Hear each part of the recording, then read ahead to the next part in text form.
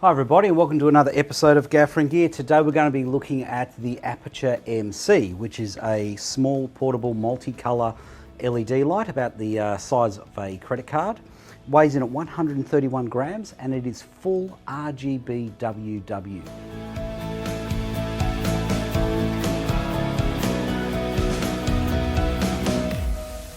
Alright, let's start off the review by talking about how much this thing costs and what you get for your money.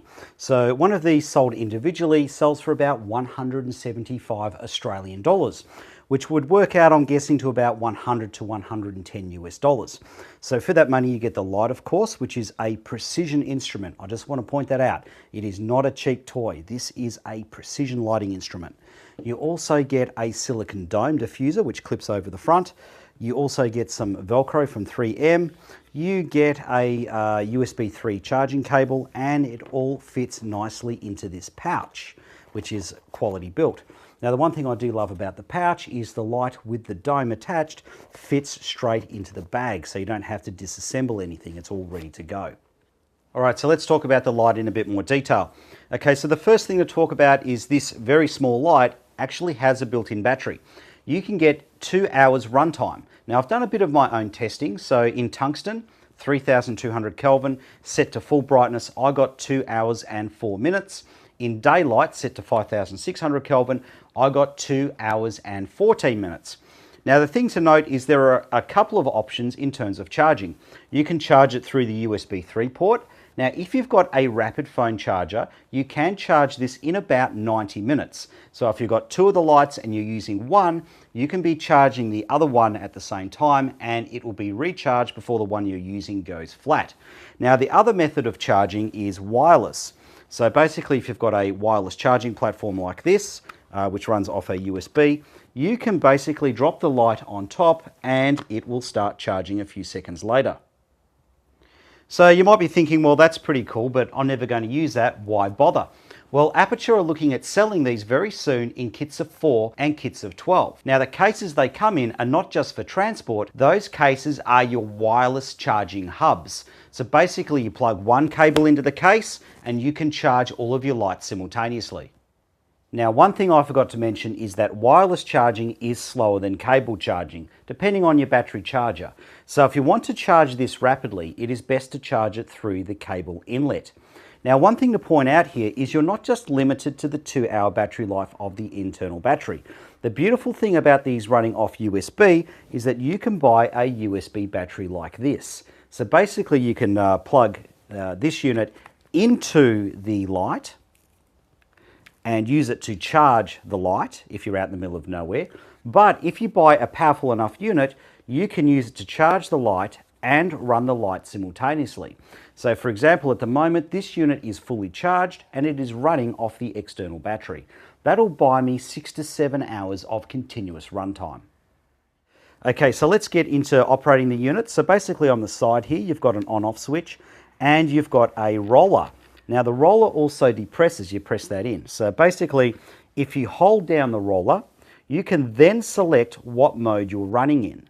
So your choices are CCT, which is your white light mode, HSI, which is your hue, saturation and intensity mode, or your color mode, FX, which you guessed it, is special effects, and BT stands for Bluetooth, which is for resetting your connection to use with a phone app.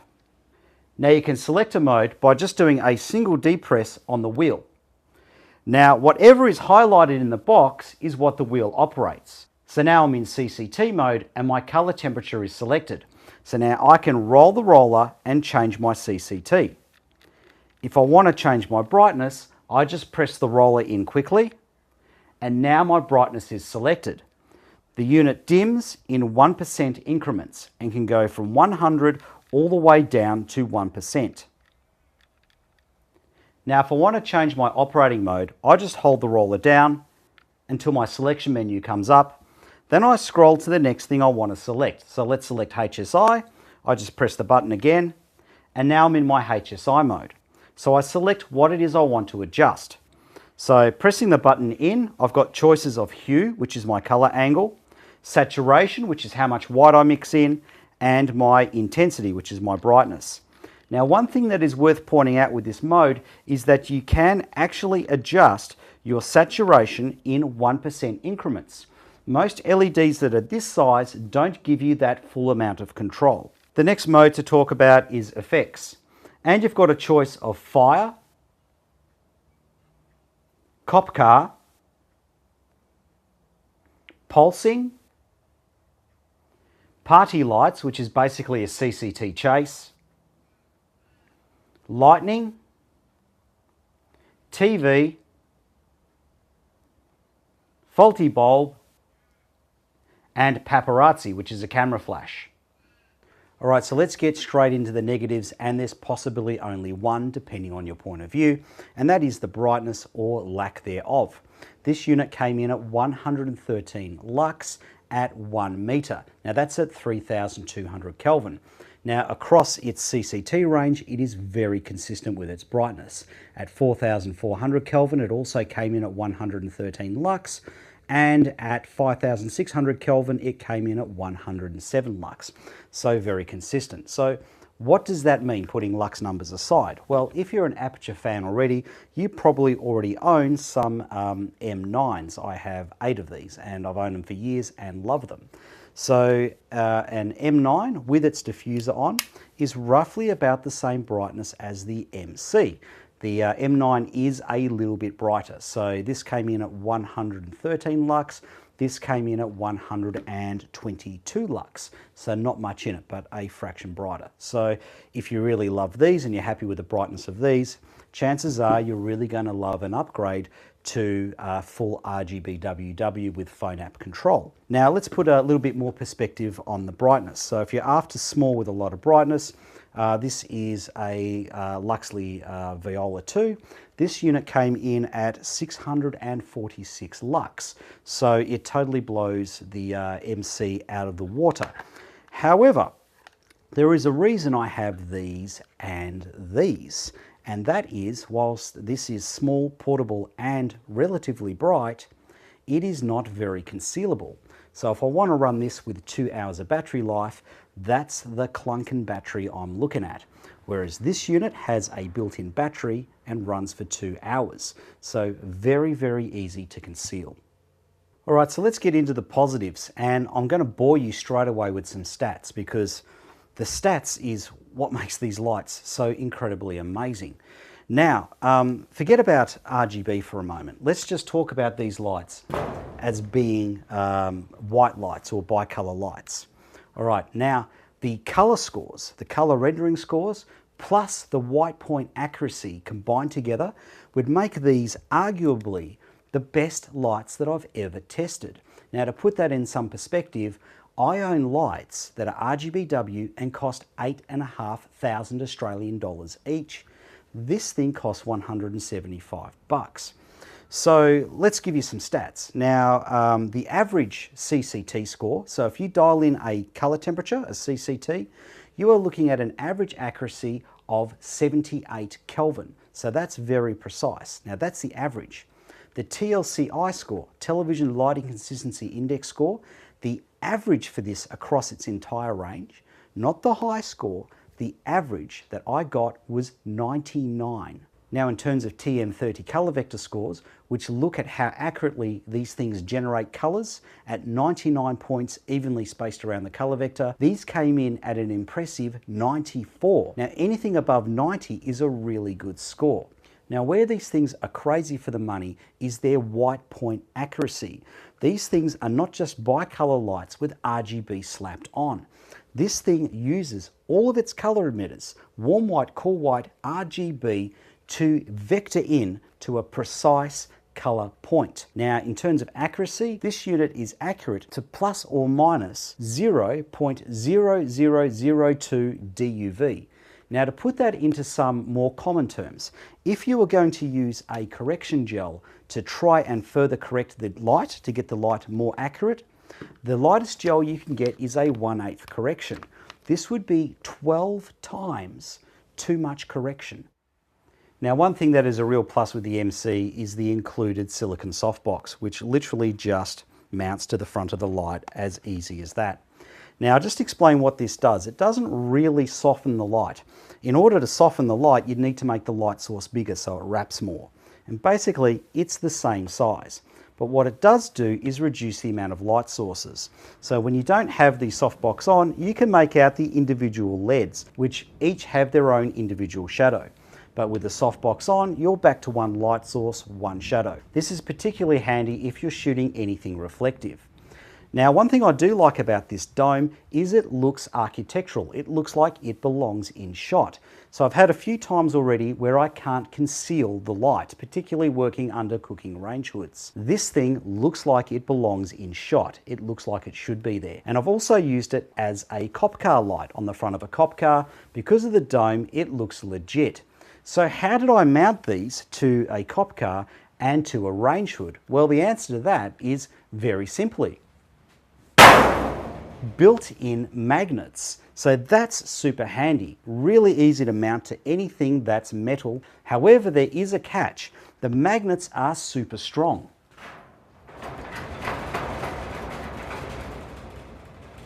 However, when you put the silicon softbox on, there is a bit of a ridge between the back of the light where the magnets are and the back of the silicon. So when you've got the softbox on, it doesn't stick as well. Now, one last thing I almost forgot to mention with the MCs is they have a standard industry thread. So you can fit things like spigots, clamps, ball mounts, things like that for ease of rigging. Now, as a professional gaffer, would I even use something like this in the first place? Well, here's the easy answer to that. This is my pre-existing kit of concealable LEDs. So the vast majority of these are ALM9s, which are the predecessor. So there's nothing really wrong with these. These have been great units for me, and I've had them for about 2 to 3 years. However, I would like to upgrade all of these to the MC because these do have some limitations. Number one, they're only monocolor, and number two, they only dim in increments. So in steps, sorry, whereas the MC dims in 1% increments. So where have I been using these things predominantly over the last couple of years? Well, this is going to sound really strange, but I've been using these inside prac lamps. So a prac lamp is something like a bedside table lamp or a desk lamp, something like that. Now, in the years previous, if we had a bedside table lamp, I used to just put my own globe in it and then run it into a dimmer, and we used to control it that way. But in more recent years, this has become a very predominant globe. So what is this thing? It's a mini Edison LED. Now, the problem with using these is they don't dim. So if you put them through a dimmer, they go crazy. The color is usually pretty terrible at them. And the next issue with them is they're not high-speed flicker-free. So if you change your shutter rate on the camera, these tend to pulse like crazy. Now, the next issue with these is the mounts. Usually, the mounts are designed to run low wattage LEDs. In other words, globes that have no heat. So you can't just simply replace the globe with a quartz halogen or something like that because it'll melt. So what I've been doing is literally taking these out and getting my ALM9s, putting them on top, and if I need tungsten, putting a gel in. So I'm very much looking forward to basically having the ALMC instead, which is color tunable and has RGB if I decide to use that as well. Now, at this point in this video, I was planning on going into the phone app. However, I've already shot it and this video was getting incredibly long. So I've decided to separate the two and have the phone app as its own separate video. So that'll be the next episode of Gaffer in Gear. It also makes sense having it as its own separate video because not only does it run the MCs, it also runs other aperture lights such as the 300D Mark II. All right, so let's get into the technical data. So first off, we're going to have a look at the warm whites. So with that light, that's anything between 3,200 and 4,000 Kelvin. Now, when you dial in a CCT, it is typically accurate to plus or minus 23 Kelvin. So that's very accurate. The average TLCI score, now I've got to point out, this is the average, not the highest score. The average TLCI score was 99. Color vector testing reveals, that's TM30 testing, reveals that a more accurate score on average would be 94.5. And the DUV, the white point accuracy, the DUV is accurate to typically plus or minus 2 DUV increments. All right, so before we go any further, I better point out that all these readings are taken with my own color spectrometer, and even a fully calibrated handheld spectrometer is only accurate to plus or minus 3%. So these readings might have a little bit of variation in them. All right, so let's have a look at our mid-whites. Our mid-whites is anything between 4,000 and 5,000 Kelvin. Now, when you dial in a CCT, it is typically accurate to 67 Kelvin, so that's minus 67 Kelvin. The average TLCI score I got was 99. TM30 color vector testing, the RF score average is a very healthy 93.5. And the average DUV variation, that's variation off the white point, is average to typically plus 3 DUV increments. Now let's have a look at our cool whites. That's anything 5,000 to 6,000 degrees Kelvin. When you dial in a CCT, it is typically accurate to minus 108 Kelvin. The TLCI score is a very healthy 99 on average. The average TM30 RF score was 94%, and the white point accuracy is staggeringly accurate to typically plus or minus 1 increment of DUV. Now let's take a look at our more commonly used kelvins. When I dialed in 3,200 Kelvin, I got 3,208 with a TLCI score of 99. Color vector testing revealed a more accurate score would be 96. Here are the individual CRI scores, and the lowest score is R12 at 87%, and all of the rest are well above 90. Here is the color spectrum analysis, and color mapping reveals that the white point is out by plus 4 DUV increments. When I dialed in 4,400 Kelvin, I got 4,338 with a TLCI score of 99. Color vector testing revealed a more accurate score would be 95. Here are the individual CRI scores, and R12 is the only one below 90 with a score of 81.3. Here is a very healthy color spectrum analysis, and the white point was out by plus 4 DUV increments. When I dialed in 5,600 Kelvin, I got 5,498 with a TLCI score of 99. Color vector testing revealed a more accurate score would be 95. Here are the individual CRI scores, and with the exception of R12 at 82.9, every other score is above 90. Here is the color spectrum analysis, and the DUV white point came in spot on at 0. Now let's take a look at our effects colors, starting off with the primary colors at full saturation. Red, which should be 0 degrees, came in at 5 degrees. Green, which should be 120 degrees, came in at 119. And blue was right on target at 240 degrees.